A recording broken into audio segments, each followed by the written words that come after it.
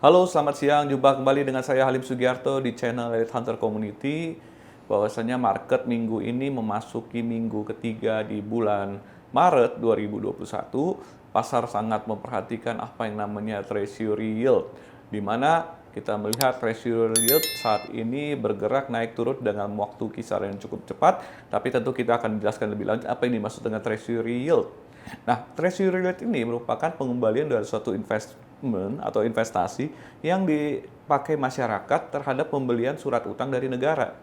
Jadi, negara ini biasanya membutuhkan dana cukup besar untuk suatu proyek yang jangka panjang. Misalnya proyek untuk infrastruktur, proyek untuk kesehatan, proyek untuk pendidikan. Nah, maka pemerintah ini akan mengeluarkan namanya surat hutang. Nah, surat hutang ini atau biasa di Amerika dikenal sebagai treasury yield, itu biasa dibagi dalam tiga bagian. Yang pertama adalah treasury yield dalam bentuk bills, kemudian yang kedua adalah treasury yield dalam bentuk notes, dan yang ketiga adalah treasury yield dalam bentuk bonds. Nah, bedanya yang bills ini boleh dibilang untuk jangka waktu pendek, jadi kisaran 1 sampai 2 tahun. Nah, kalau jangka waktunya pendek, otomatis biasa bunga yang diberikan juga relatif lebih rendah. Nah, kalau treasury yield notes itu biasanya lebih panjang karena di sana jangka waktunya bisa mencapai 10 tahun. Dan saat ini justru treasury yield yang 10 tahun inilah yang sering agak fluktuatif di pasar. Dan ini bisa mengakibatkan kenaikan atau penurunan US dollar yang cukup cepat. Nah, untuk yang jangka panjang atau 30 tahun itu disebut dengan nama treasury yield bonds. Jadi bonds ini surat utang negara untuk di atas kurang lebih 30 tahun. Karena itu adalah jumlah maksimal waktu untuk peminjaman surat utang negara. Nah, kalau memperhatikan dari pergerakan pasar, otomatis kalau pada saat perekonomian mulai membaik atau dirasakan membaik, apakah itu ada inflasi dan sebagainya, maka treasury ini akan meningkat. Artinya apa? Kepercayaan masyarakat terhadap pertumbuhan ekonomi di negara tersebut itu akan meningkat karena apa? Karena adanya perbaikan ekonomi. Jadi misalnya gini, treasury rate-nya standarnya adalah 1,2% misalnya di Amerika Serikat. Kemudian naik menjadi 1,3% atau 1,4%. Berarti ada satu confidence dari masyarakat bahwa ekonomi akan segera membaik. Dan itu juga ditandai dengan adanya kenaikan inflasi atau daya beli masyarakat terhadap produk-produk yang ada di pasaran gitu. Nah, sekarang kalau treasury rate-nya meningkat atau naik, di mana ini nilainya sudah mencapai di atas 1,5% atau 1,6%, artinya di sini masyarakat semakin yakin bahwa ekonomi saat ini yang sejak dilanda pandemi corona setahun yang lalu, sekarang mulai menunjukkan tanda-tanda perbaikan. Dan ini mengakibatkan permintaan terhadap US dollar akan semakin meningkat. Otomatis dong kalau ekonomi semakin baik, untuk kita melihat bahwa, oh, ini ekonomi sudah mulai oke, saya akan beli US dollar. Karena apa? Ya, kita lihat pertumbuhan ekonominya kelihatan menuju ke arah yang benar. Nah, maka hal-hal yang terjadi adalah begini, US dollar akan cenderung menguat.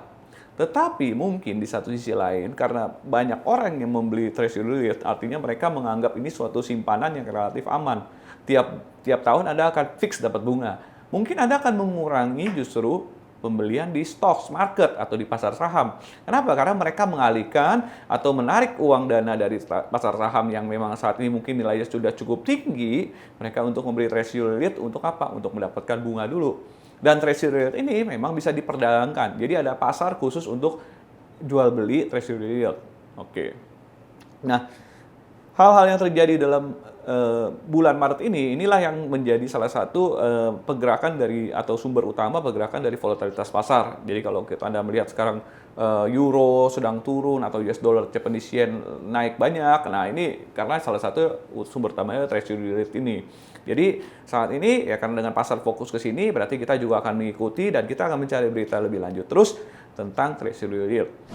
Jadi masyarakat yang memberi treasury yield ini itu menganggap sebagai suatu investasi sangat rendah, jadi low risk investment. Kenapa? Karena dibilang bahwa treasury yield ini di backup oleh pemerintah Amerika Serikat dan memang penghasilannya atau pendapatannya pun juga tidak besar, tapi dan biasanya hasil dari investment tersebut kita kenal sebagai namanya kupon dan itu akan diberikan kepada si masyarakat yang memang sudah berinvestasi di treasury yield ini. Dan treasury rate ini itu bisa naik atau turun, itu juga sejalan dengan apabila Bank Sentral Amerika atau Federal Reserve itu meningkatkan target daripada nilai Fed funds rate-nya. Dan saat ini kan Fed funds rate ini memang belum ada rencana kenaikan hingga dengan tahun depan.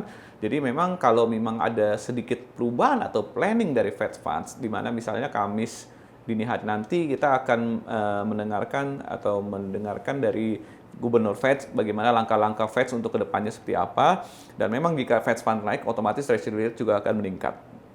Oke, demikian penjelasan dari saya tentang treasury rate. Saya dengan Halim Sugiarto, Elite Hunter Community. Ya, jangan lupa pantau terus dari Instagram maupun YouTube di Elite Hunter.